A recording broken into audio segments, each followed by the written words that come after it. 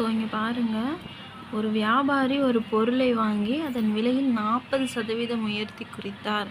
அதை 5% தள்ளுபடி செய்து விற்றார். அவருக்கு கிடைத்த லாப நட்டம் என்ன அப்படின்னு கேட்குறாங்க. ஒரு வியாபாரி ஒரு பொருளை வாங்குறாரு, அந்த விலையில் 40% அப்படின்னா எக்ஸ் சதவீதத்தில் 40% அதிகரிக்குதுன்னு கேட்குறாங்க. எக்ஸ் நமக்கு தெரியாததுனால 100 நம்ம எடுத்துக்கிறோம்.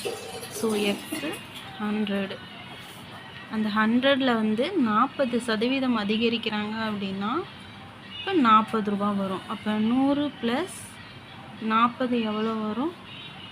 140 ரூபா வரும்.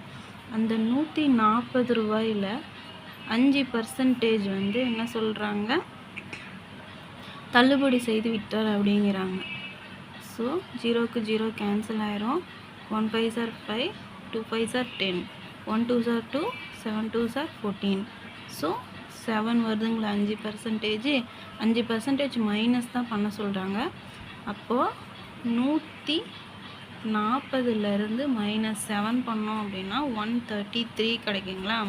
நமக்கு வாங்கும் போது எவ்வளவு? 100 ரூபாய் இருந்ததுங்களா? அடக்க விலை 100 ரூபா இருந்தது. அதுக்கப்புறம் தள்ளுபடி போக நம்ம 133 ரூபா கையில் இருக்குது. அப்போது 100 - 133 அப்படின்னா 33 ரூபா நமக்கு லாபம் கிடச்சிருக்கா? அப்போ 100ல் 33ங்கிறது எத்தனை சதவீதம் நம்ம கண்டுபிடிப்போமா? அப்போ 33%.